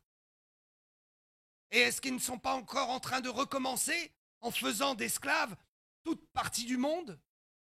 En faisant de l'ouvrier un esclave et en menant en esclavage les citoyens de ce monde. C'est ce qui se produit. Donc, il faut comprendre qu'il n'y aura pas de retour en arrière. C'est pourquoi je vous explique que le système de l'agriculture a été détruit au profit des machines et qu'on a fait croire que ça ne fonctionnait plus. Mais les produits sont là. Les usines et les unités de production et les magasins ferment au profit de quelque chose qui est virtuel, le click and collect. Amazon n'a jamais fait autant d'argent. Vous commandez de derrière votre bureau. Plus de vie sociale, plus de contact. La machine remplace tout. Pourquoi? Pour arriver à mettre les hommes dans la dépression, à mettre l'humanité sous contrôle et à faire que le plan diabolique avance. C'est terrible. J'ai vu circuler sur Internet une image. C'est un lion. Et c'est écrit « Ceci est un agneau ». Et si vous dites que c'est un lion, vous êtes complotiste. Nous sommes traités de complotistes parce que nous avons l'évidence. L'évidence est devant nos yeux. Il y a quelque chose qui ne tourne pas rond. Comment tous les gouvernements du monde arrivent à se mettre d'accord avec cette histoire de pandémie et la politique, comment régler la pandémie? Comment tous les gouvernements du monde arrivent à la même conclusion? Face à un problème, nous allons agir de telle façon. Mais il y a d'autres solutions. Pourquoi ils sont tous concentrés sur la seule et unique solution? Il y a d'autres solutions. On pourrait en parler et en parler encore. Mais ce que je veux expliquer, c'est que le système de Mammon, c'est cela qui est le pilier central de ce qui se passe actuellement dans le monde. Et pour nous qui croyons, nous savons que c'est un esprit qui agit derrière et que quand un esprit peut contrôler les finances, il peut contrôler le monde. C'est pourquoi Dieu va nous donner beaucoup de finances, pour confondre ces gens-là. Parce qu'ils pensent que tout le plan va fonctionner. Mais Satan, dans les ténèbres, tremble. Et il dit, pourvu que les chrétiens ne prient pas trop. Et vous savez, je vais vous surprendre. Celui qui a vraiment hâte que l'Église soit enlevée, c'est Satan lui-même. Parce que la Bible dit que tant que nous serons sur terre, nous allons le ralentir. Tant que nous serons sur terre, nous l'empêcherons de faire ce qu'il veut faire. Il faut que celui qui le retienne ait disparu, nous dit le texte. Il est parlé d'une disparition de l'Église. Le problème va être réglé par une disparition. Satan sait très bien qu'il n'aura pas à tuer les chrétiens et à se mettre le monde à dos. Il sait qu'il y aura une disparition qui va arranger ses affaires. Enfin, pense-t-il. Et donc, plus vite l'Église est enlevée, mieux ça arrange ses affaires, je vous le dis. Nos prières bloquent le plan mondialiste. Nos prières bloquent l'effet du siège qui est préparé pour l'antéchrist. L'impie a du mal à se mettre sur la scène publique parce que nos prières le retiennent, parce que notre prédication le retient, parce que nous éveillons l'esprit des humains, parce que nous allons et nous retirons le voile des yeux, non pas par des discours philosophiques, mais par la réalité de la vie et de la mort et de l'existence de l'homme sur terre. Quel est le sens de la vie? Le sens de la vie, c'est que nous allons tous mourir. Vous ne pouvez pas discuter du sens de la vie et de la réalité de la vie sans penser au passage de l'ombre de la mort, de la vallée de l'ombre de la mort. Réussir sa vie n'est qu'une partie de la solution, n'est qu'une partie de la réponse à la question « Qu'est-ce que la vie ?»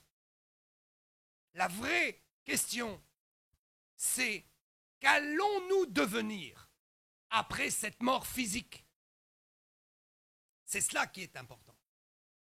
Donc nous ouvrons les yeux de la conscience du monde pour dire « Hé les gars, ne rentrez pas dans tous ces complots, ne participez pas au péché de ce monde, aimez votre prochain et ne vous faites pas duper. » Donc quand nous lisons les événements de l'Apocalypse, nous comprenons qu'il y a l'événement de la fin du système des nations qui est là.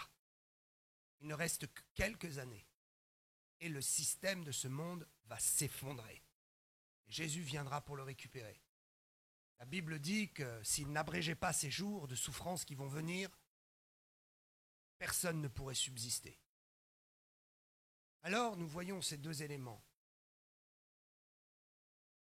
Le retour de Jésus sur les nuées du ciel qui prend son Église, la disparition de milliers, de millions d'hommes sur cette terre. Comment expliqueront-ils cela? Et puis, il y a le retour de Jésus sur terre pour un règne de 1000 ans. Et ensuite, à la fin du monde. Je voudrais vous dire que il y a 3 textes dans les évangiles que vous devez lire et relire, particulièrement en ce moment. C'est donc Matthieu 24, Luc 21 et Marc 13. Marc 13. Donc dans Matthieu 24, Luc 21 et Marc 13, vous allez avoir le discours de Jésus qui répond à ses disciples qui lui ont posé la question « Qu'adviendra-t-il » Jésus passe devant le temple, il fait beau, on est décontracté, ils sont très contents, ils ont la puissance. Ils ont vu Jésus guérir, ressusciter les morts. Waouh, on est avec quelqu'un là. Ils sont contents. Ils disent, waouh, regarde, quand même beau ce temple. Et Jésus dit, ah mes amis, il ne va pas rester pierre sur pierre. Ah bon, dis donc, et sur cette discussion, mais comment viendra la fin? Jésus donne des indices très précis. Je voudrais dire, clairement, ne vous laissez pas embrouiller. Il y a des gens qui essaient de parler eschatologie. Et la première erreur qu'ils font, c'est une erreur fondamentale. Ils n'ont pas compris que les textes de Matthieu, Luc et Marc que j'ai cités sont des textes qui nous servent de plan visionnaire sur les événements successifs. Autrement dit, dans ces 3 textes, Jésus explique une succession d'événements. Un événement fini, un autre arrive. Celui qui est arrivé va laisser place à un autre. Et donc nous pouvons nous y retrouver parce qu'il y a une lecture hiérarchique dans le temps, mais pas avec l'Apocalypse.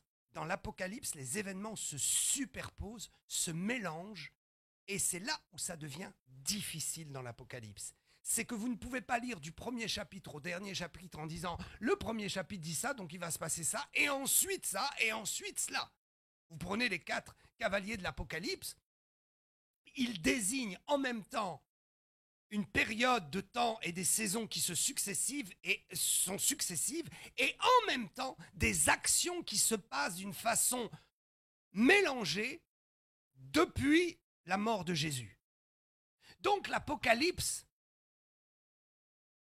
doit être abordé avec un esprit très ouvert et très clairvoyant par rapport à l'ensemble de la Bible. Parce que les événements ne se succèdent pas. Il est donc difficile d'y voir clair. Nous sommes dans une position, nous lisons un texte. Et le texte d'après nous amène dans la position finale. Et le texte d'après nous ramène dans la position avant celle où nous étions. Donc il faut s'y retrouver. C'est un mélange. Pourquoi? Parce que dans la vision de Jean, le temps n'existe plus. Et ce qui compte, ce n'est donc pas une succession d'événements, mais ce qui compte, c'est une impactation des événements sur l'humanité. Donc, si nous voulons lire d'une façon hiérarchisée et chronologique, nous allons nous prendre les pieds dans le tapis. Complètement. On va vouloir monter des marches et on va se prendre les pieds dans les marches. Et ça va faire mal. Donc, le Seigneur est bon. Il nous a donné, dans les évangiles, des textes qui nous permettent de nous y retrouver. C'est pourquoi certains sont dans une confusion totale et dire que les chrétiens vont être dans la tribulation parce qu'ils mélangent tout et parce qu'ils n'ont pas compris que les textes qu'ils utilisent dans les évangiles pour asseoir leur doctrine sont des textes qui sont une énumération des choses dans le temps que nous vivons. Donc, les guerres, les bruits de guerre, les tremblements de terre, tout cela, c'est derrière nous. Il y a d'autres choses devant nous. Et puis, il faut comprendre aussi que dans son explication, Jésus s'adresse aux chrétiens et il s'adresse aux juifs. Et il est facile de s'y retrouver lorsque Jésus s'adresse aux juifs. Il est question de la venue pour les juifs qui ne le connaissent pas et qui ne l'ont pas reconnu. Jésus vient pour Israël et il revient pour les chrétiens. Donc, vous avez 3 bases pour comprendre les événements de l'Apocalypse. Les 3 textes dans les évangiles. Ensuite, vous avez tous les textes de Paul. Et puis, vous avez l'Apocalypse. Les textes de Paul viennent simplement confirmer et s'intégrer dans certains textes de l'Apocalypse et certains textes des évangiles. Et ces textes de Paul nous permettent de montrer certains événements qui vont se succéder et se suivre. Vous savez, quand vous prenez un texte et que vous dites « Oh, que veut dire ce texte ?» et vous énumérez, vous prenez un cahier, un crayon, et vous énumérez toutes les possibilités, toutes les explications. Vous pouvez trouver 50 explications, mais il n'y en a qu'une de bonne. Comment déceler la bonne? D'abord avec le Saint-Esprit. Et ensuite, en faisant en sorte de trouver quels sont les autres textes qui vont permettre de sortir cette explication et de pouvoir la valider.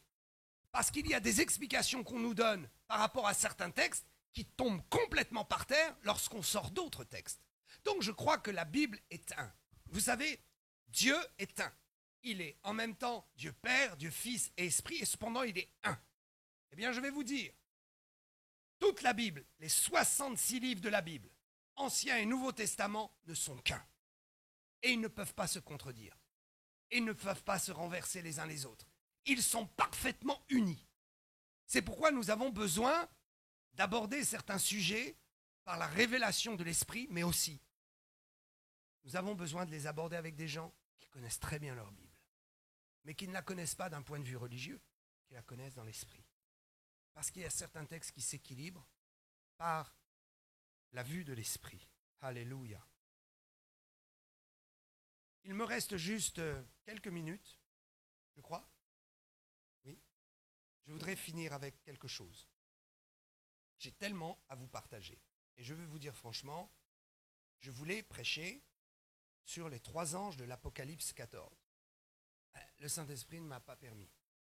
Et quand j'ai préparé, j'ai senti qu'il y avait quelque chose. Comme si Dieu se penchait vers moi et dire « Fils, calme-toi. C'est une réunion très spéciale. C'est un dimanche très spécial. C'est le dimanche de Pâques, n'est-ce pas? Un dimanche très spécial. C'est un dimanche de résurrection. Un dimanche qui donne tout le sens à l'enlèvement de l'Église. Car je l'ai expliqué ce matin, il ne peut y avoir d'enlèvement que s'il y a résurrection. Et l'enlèvement, c'est justement la résurrection pour les chrétiens. Il n'y a pas de résurrection avant l'enlèvement. Vous comprenez? Tous ceux qui sont morts en Christ attendent la résurrection finale. Et même si leur esprit est en paix dans le royaume des cieux, l'esprit est dans le jardin, le paradis. Paradis, c'est le jardin. C'est ce qui se trouve devant la maison. C'est donc un lieu d'attente. Le paradis n'est pas la solution finale. Le paradis, c'est un lieu d'attente. Donc, je vais juste vous dire simplement. Apocalypse 14, verset 6. Je vis un ange qui volait par le milieu du ciel, ayant un évangile éternel pour l'annoncer aux habitants de la terre, à toute nation, à toute tribu, à toute langue, à tout peuple. Il disait d'une voix forte, « Craignez Dieu et donnez-lui gloire, car l'heure de son jugement est venue. Et adorez celui qui a fait le ciel et la terre, et la mer et les sources d'eau. » Écoutez, il est écrit, « Son jugement est venu. » Ok, l'évangile est prêché depuis 2000 ans. Il y a 500 ans, ou du temps de l'Église primitive, L'évangile est prêché, mais on ne pouvait pas dire son jugement est arrivé. C'est à la fin des temps. C'est à la fin de la fin des temps que le jugement arrive, n'est-ce pas? Puisque ce que nous allons vivre, l'enlèvement, et ce que la terre va vivre sur terre, c'est le jugement de Dieu, les tribulations, la coupe de la colère de Dieu qui descend. L'ange dit ceci, il dit l'heure de son jugement, la dernière heure a sonné. Le jugement arrive. Ok, suivez-moi bien. Aucun ange ne peut prêcher l'évangile. Ok, quand je dis cela, c'est-à-dire qu'aucun homme, aucun ange ne peut avoir l'assistance du Saint-Esprit pour qu'un humain se convertisse. Un ange peut annoncer l'évangile. Nous avons des témoignages, des exemples. Nous voyons même les anges avec la nativité de Jésus, où il y a une annonce du royaume de Dieu. Donc, dire qu'un ange ne peut pas prêcher l'évangile, c'est vrai et c'est faux. Bien sûr, il ne peut pas. Mais bien sûr, il peut. Je connais des gens qui ont été troublés parce que ils sont partis au ciel et un ange leur a parlé. Nous avons vu même une expérience extraordinaire où un homme de Dieu aux États-Unis, pendant toute une après-midi, a reçu un ange qui lui a expliqué les choses de la parole. Imaginez. Mais ce que ne peut pas faire un ange, c'est donner la révélation dans ton esprit. Ce que ne peut pas faire un ange, il ne peut pas t'annoncer Jésus, il ne peut pas annoncer Jésus à un païen et avoir l'assistance du Saint-Esprit pour que ce qu'il dise convertisse la personne. Donc un ange, ce n'est pas lui qui convertit, c'est nous qui convertissons. C'est nous qui avons ce rôle et ce devoir d'amener les gens à se convertir par notre prédication. Et qu'est-ce qu'elle a de particulier, cette prédication, par rapport à un ange glorieux qui viendrait du ciel? C'est que notre prédication est appuyée par la puissance du Saint-Esprit. Seul le Saint-Esprit convainc. Un ange ne peut pas convaincre de justice, de jugement et de péché.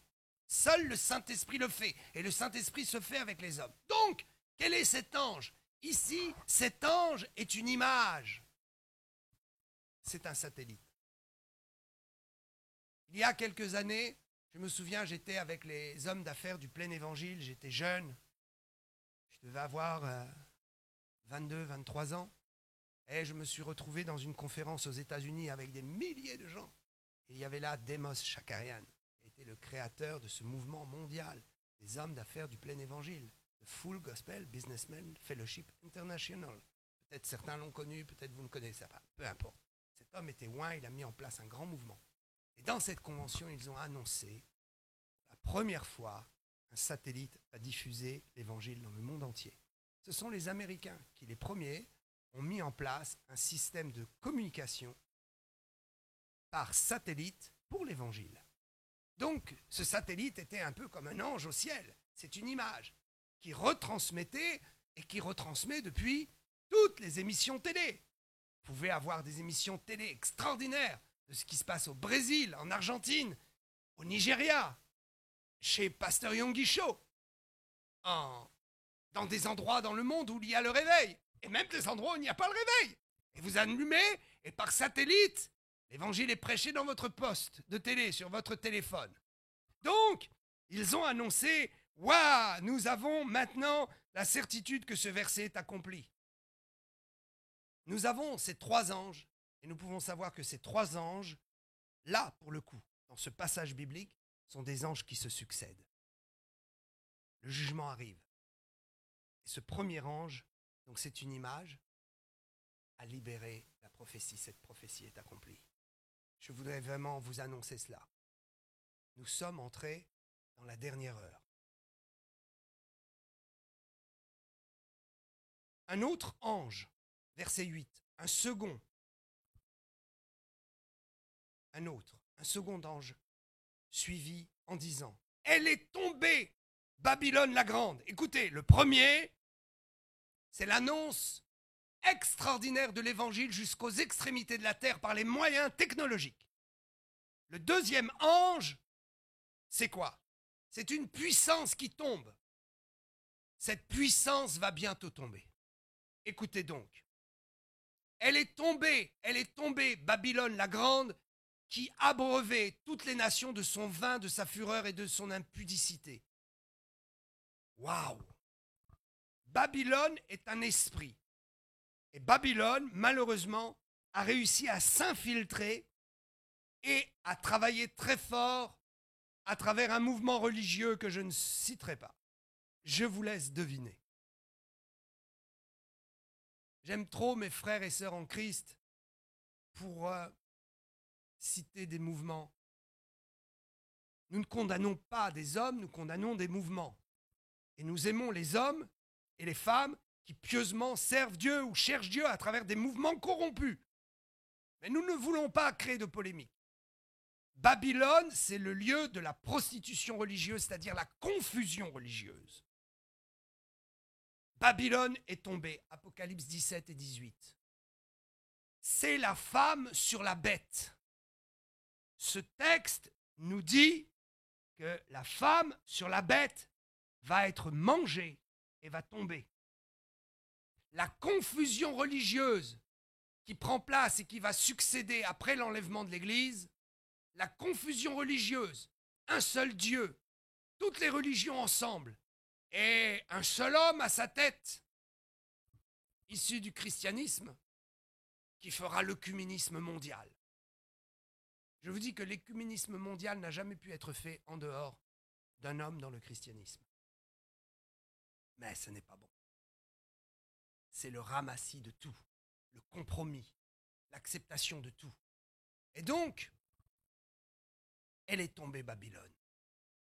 Quand elle va tomber, c'est là le grand chaos. Ce sera le grand chaos des 3 ans et demi successifs. Un autre ange, un troisième ange les vit, en disant d'une voix forte, les suivit, pardon. Si quelqu'un adore la bête et son image et reçoit une marque sur son front ou sur sa main, il boira lui aussi du vin de la fureur de Dieu, versé sans mélange dans la coupe de sa colère. Il est question du 666, il est question de la marque de la bête au moment de la colère de Dieu. Quand la colère de Dieu va être déversée, c'est là qu'il y a manifestation de la marque de la bête. Je crois qu'il y a des gens qui croient en Dieu, qui ne sont pas nés de nouveau, qui vont rester sur terre, et qui vont souffrir et être persécutés, et ils devront se convertir vraiment à ce moment-là et naître de nouveau. Et c'est à ce moment-là que ces chrétiens-là, qui ne seront pas enlevés parce qu'ils n'auront pas été nés de nouveau, ils ne seront pas vraiment des enfants de Dieu, c'est à ce moment-là qu'ils seront confrontés à la marque. Mes amis, le virus n'est pas la marque, pas encore. Le vaccin n'est pas encore la marque de la bête. Si nous ne voulons pas prendre le vaccin, c'est pour d'autres raisons. Mais ce n'est pas pour cette raison-là en disant c'est la marque. Ce troisième ange va intervenir juste après que Babylone soit tombée. Il y aurait tellement de choses à dire à ce sujet. Mais je voudrais vous dire simplement qu'il y a dans l'Apocalypse une femme prostituée qui monte sur le dos de la bête. Les compromis avec la bête, les compromis avec le système diabolique. Nous pouvons être religieux et être attirés dans le compromis, n'acceptez pas ça. Je connais beaucoup d'églises aujourd'hui qui ont reçu beaucoup de subventions. Vous savez, j'ai suffisamment voyagé. Des subventions et beaucoup d'argent parce qu'ils ont fait des compromis avec un certain pan, une certaine tranche de la franc-maçonnerie. Ils ont reçu beaucoup d'argent à condition de falsifier le message et de faire très attention, de ne surtout pas donner accès à la vie de l'esprit. Ok. Donc, la femme qui est sur le dos de la bête est une prostituée. Et sur elle, les noms de blasphème. Je voudrais juste dire une chose. Le vrai blasphème est inscrit dans l'Ancien Testament, dans la loi de Dieu. Et qui, mieux que les Juifs, peuvent nous dire qui est le vrai blasphème? Eh bien, je vais vous le dire. Quand les Juifs sont arrivés et ont dit à Jésus qu'il blasphémait, ils avaient tort, parce qu'ils n'ont pas vu en Jésus Dieu. Suivez-moi bien. Mais ils avaient raison dans leur raisonnement, parce que personne sur cette terre ne pouvait mieux que définir qu'est-ce qu'est un blasphème contre Dieu. Des religions de toutes sortes donnant des noms de Dieu de toutes sortes, se disent « Nous connaissons le Créateur et nous savons ce qu'est blasphémer ». Mais seulement les Juifs savent ce que c'est que blasphémer. S'ils disent « c'est un blasphème », c'est qu'ils savent ce que ça veut dire. Autrement dit, ils ont dit à Jésus « tu blasphèmes » pour 2 raisons. La première, ils ont dit que tu te prends pour Dieu. Je suis. Ils ont reconnu qu'ils se prenaient pour Dieu. Yodé Yahvé. Quand Dieu s'est adressé à Moïse et Moïse lui a dit « mais quel est ton nom ? Je suis celui qui suis ». Et Jésus a repris les mêmes termes. Qui es-tu ? Je suis. Autrement dit, il s'est pris pour Dieu. Pour les Juifs, c'est cela le blasphème. Quelqu'un qui se prend pour Dieu. Faisons attention, même si c'est une grande enseigne chrétienne, faisons attention à un homme qui peut se prendre pour Dieu. Il se prend pour Dieu parce qu'il se prend pour le vicaire.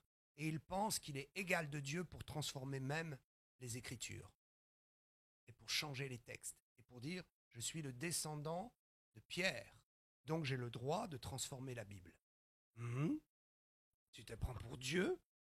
Tu es à la place de Dieu sur terre ? Oui, je suis le vicaire, le représentant de Dieu sur terre. Blasphème.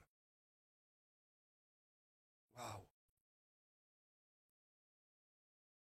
Donc, le vrai blasphème, c'est de se prendre pour Dieu.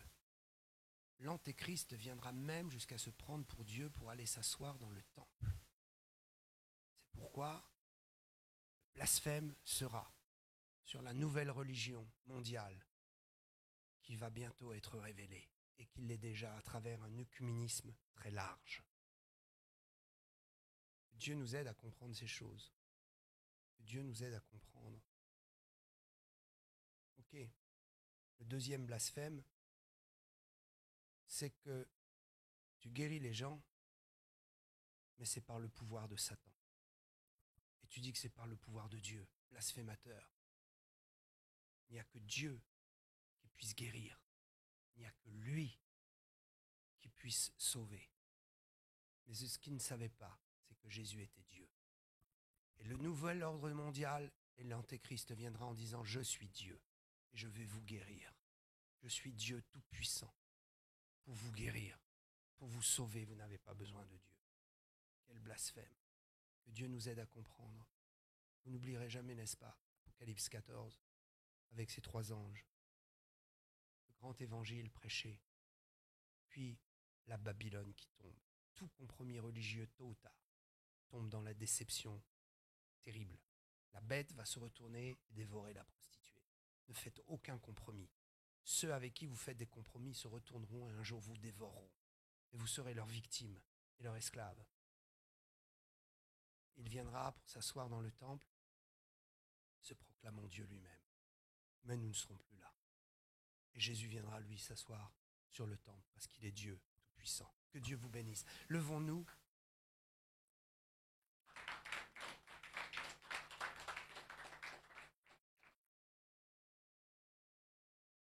Je prie, Père, pour ton Église. Je prie que ton troupeau se multiplie ici, dans cette ville. Père, accorde à ton serviteur, à ton pasteur, de voir le troupeau grandir. Accorde-lui une vie dans l'esprit plus grande et entraîne chacun de ses membres, Père, dans une vie de l'esprit plus clairvoyante, plus grande et plus profonde. Je prie, Père, que la manifestation de ta puissance s'opère, afin que le Saint-Esprit descende dans ce lieu et convertisse ceux qui ne le sont pas, et que les païens puissent venir pour leur délivrance. Je prie que cette Église se multiplie. Je prie, Père, au nom de Jésus, accorde-leur un bâtiment plus grand. Accorde-leur un bâtiment plus grand. Et donne-leur d'être totalement dépendants de ta voix à toi. Merci parce que cette Église est une bénédiction pour cette ville. Ô Dieu, que le maire puisse donner faveur à ton serviteur, à ton pasteur dans cette Église. Qu'une faveur soit donnée et qu'un bâtiment soit accordé. Merci pour le dépôt de la grâce. Merci de me donner cette possibilité de participer à une prière de foi dans un but, celui de la croissance numérique et spirituelle de ton Église ici, de ton troupeau, Seigneur. Merci de lever des jeunes ministères. Merci, Seigneur, de oindre des jeunes ministères dans l'évangélisation, équipe-les des dons spirituels. Et Seigneur, qu'il y ait un esprit authentique de prophète qui puisse être connecté dans cette Église. Oh Seigneur, garde-les de toute manifestation religieuse, de toute prophétie religieuse, et donne-leur la prophétie qui bouleverse et qui fait avancer ton Église. Que les jeunes soient oints au nom de Jésus-Christ, que les jeunes soient remplis de foi. Je vais juste étendre ma main pour bénir les jeunes